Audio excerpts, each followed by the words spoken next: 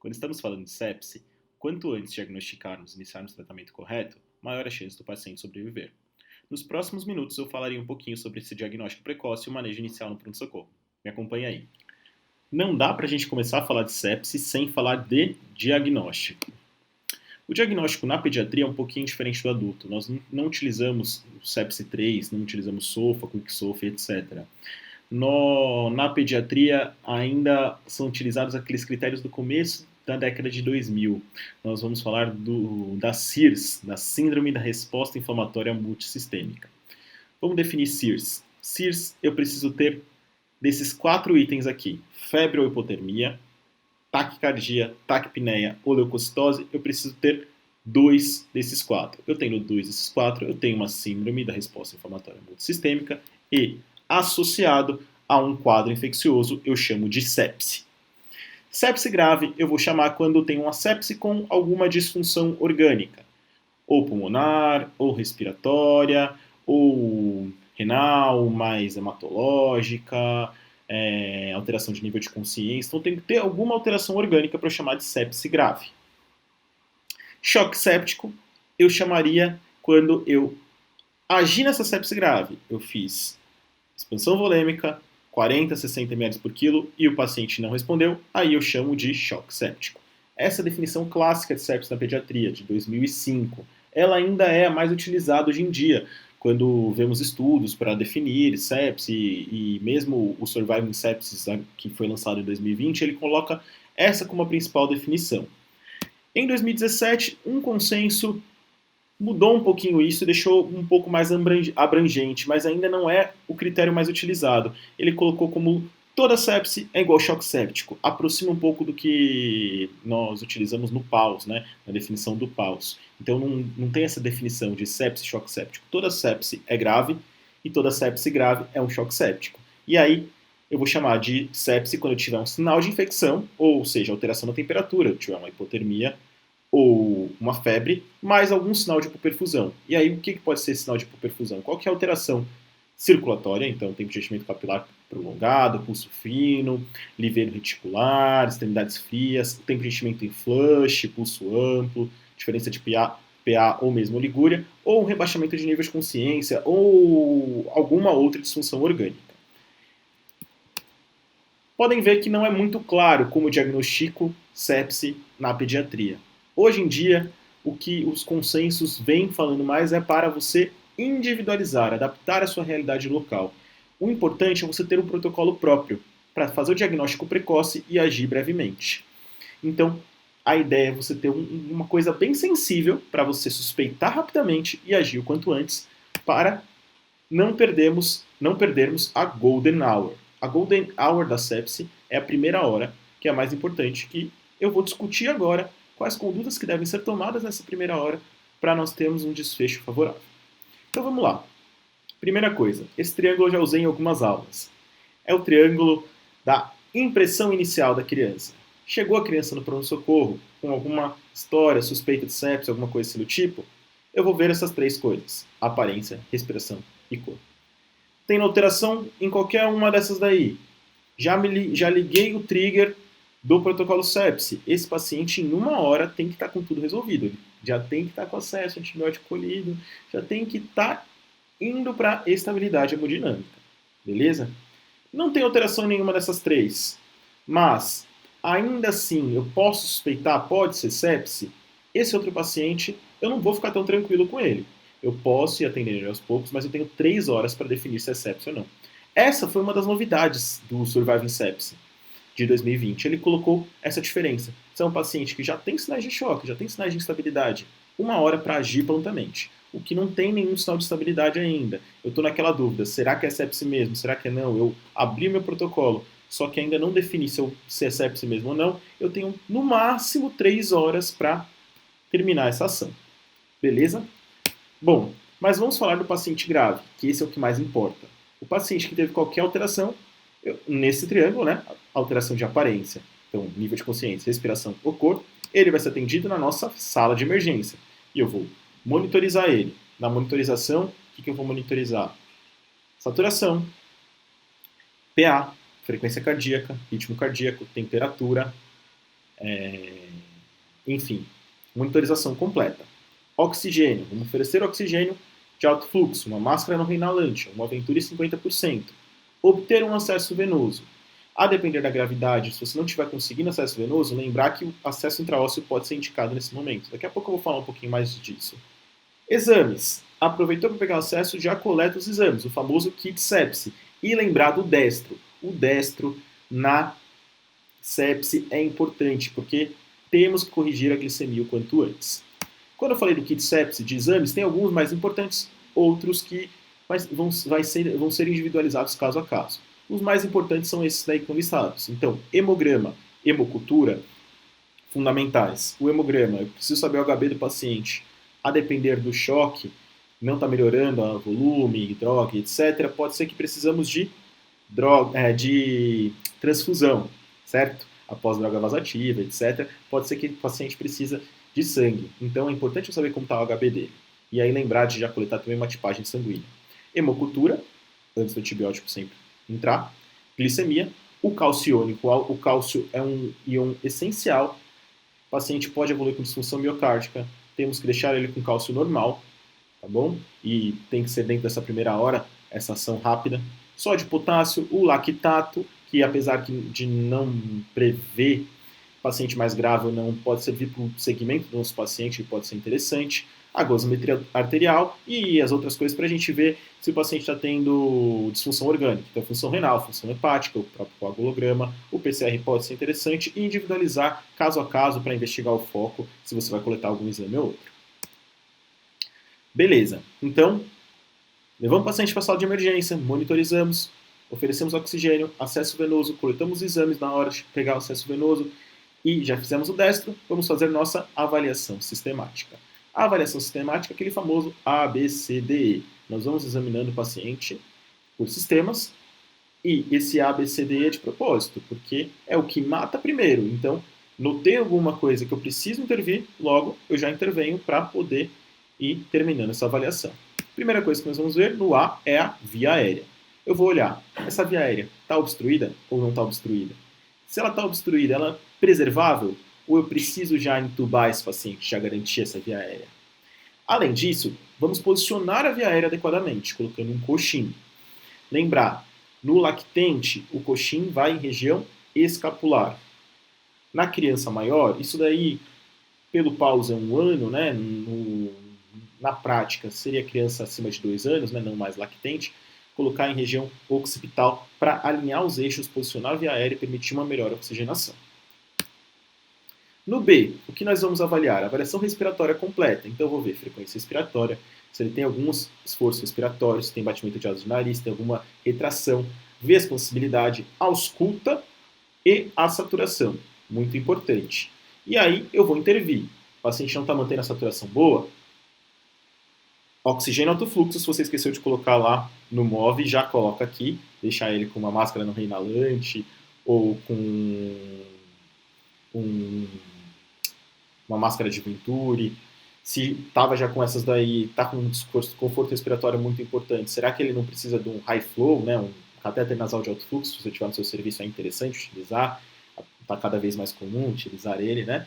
Ou mesmo, se ele já está evoluindo com sinais de insuficiência respiratória ou falência respiratória, será que eu não preciso fazer uma ventilação de pressão positiva, colocar às vezes um CPAP, ou mesmo garantir uma intubação? Então, tem que avaliar o B com cuidado para intervir o quanto antes. No C, nós vamos avaliar o paciente da parte circulatória.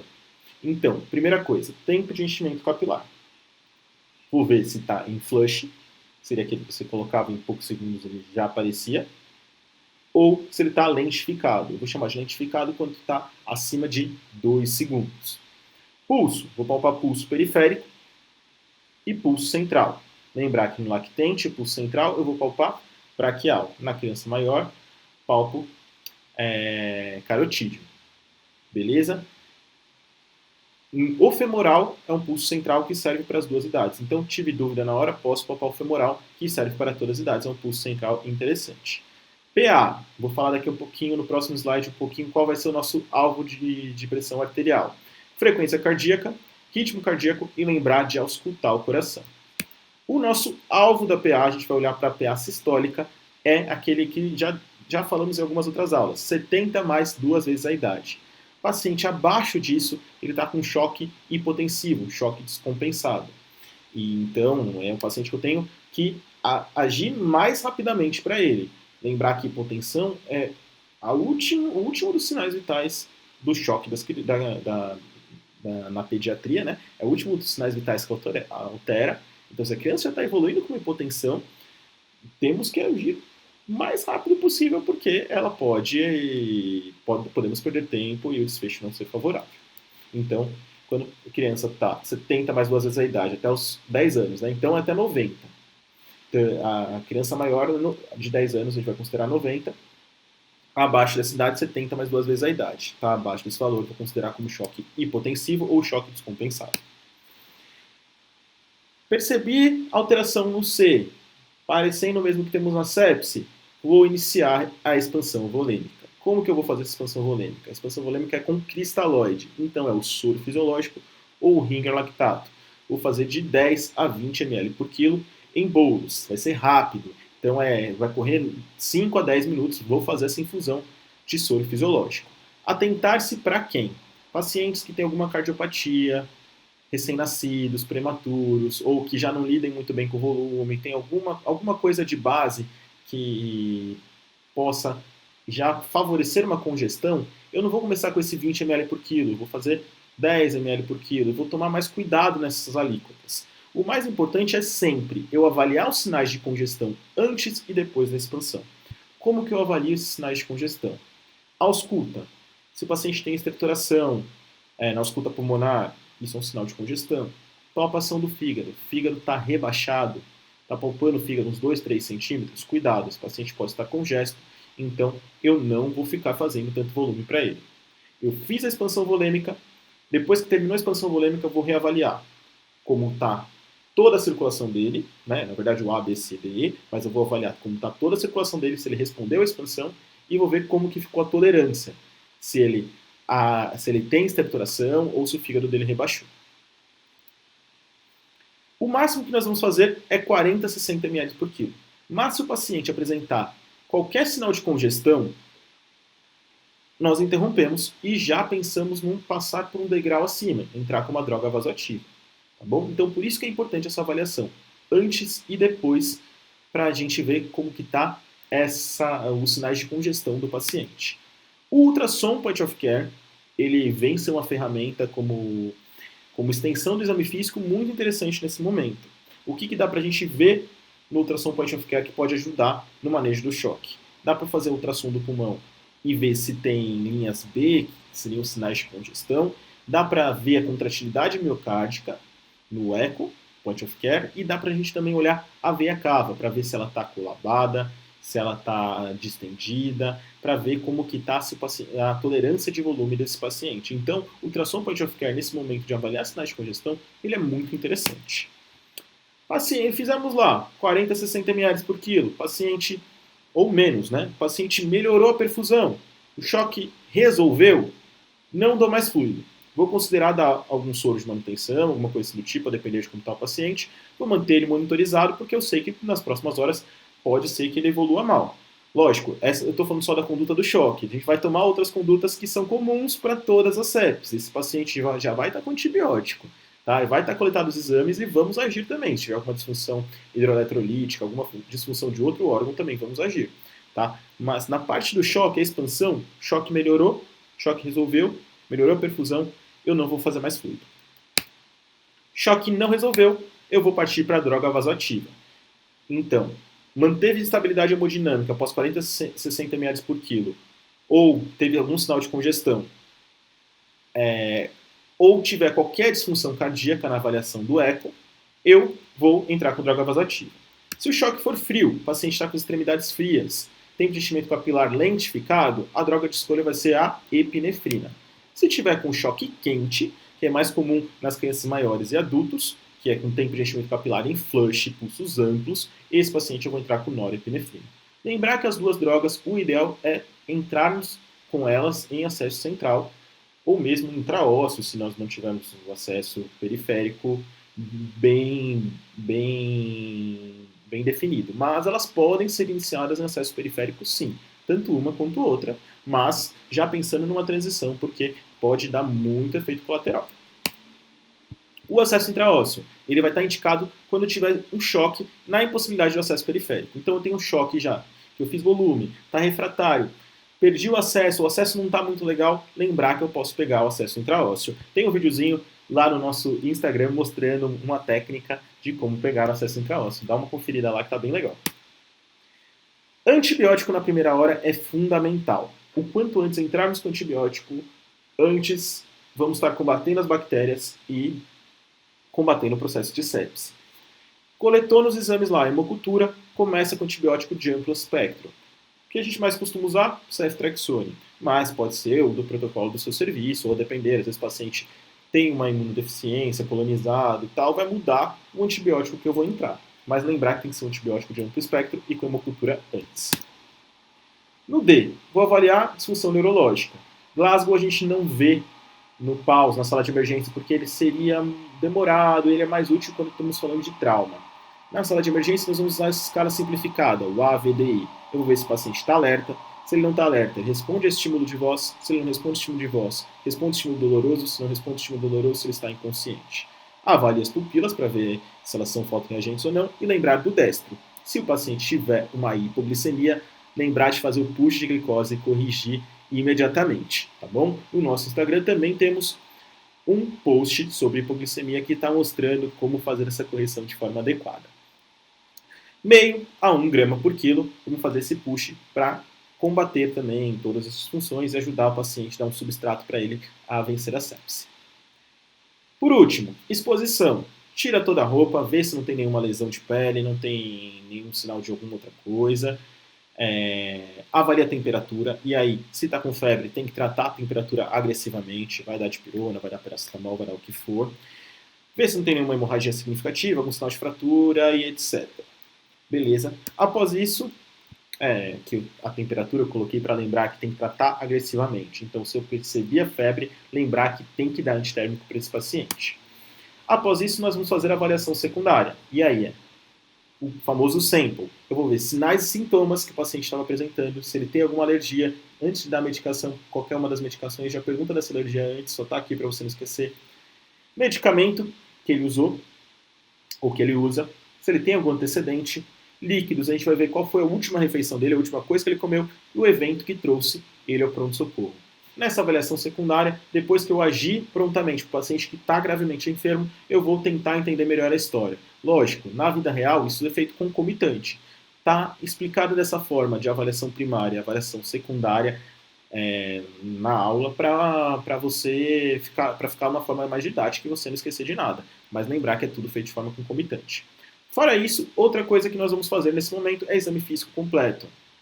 Lá eu não fiz otoscopia, horoscopia, não vi nada disso. Então, vou fazer otoscopia, horoscopia, avaliar sinais meníngeos e ver o exame mais específico, fazer uma palpação abdominal, alguma coisa assim do tipo, para ver se consigo determinar o foco. Durante todo o atendimento, tudo que eu identifico, eu intervenho e reavalio o paciente após. É importante eu trilhar para que lado que o paciente está indo, se ele está indo para o lado bom, tudo que eu estou fazendo está ajudando ele, ou se eu preciso mudar alguma coisa. Esse ciclo, para todos os atendimentos, é fundamental, mas na sepse ele é essencial. Eu tenho que ver como está a congestão, tenho que ver se ele está respondendo ou não está respondendo, para pensar no próximo passo.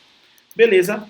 Espero ter contribuído para o ensino de vocês, para o aprendizado, que na próxima sepse que você atenda, lembre de mim para agir de forma adequada. Beleza? Vamos junto aí. Inscreve aqui no nosso canal, vai lá no YouTube, comenta, curte, espalha para todos os amigos. Vamos juntos espalhar a emergência pediátrica pelo país. Obrigado.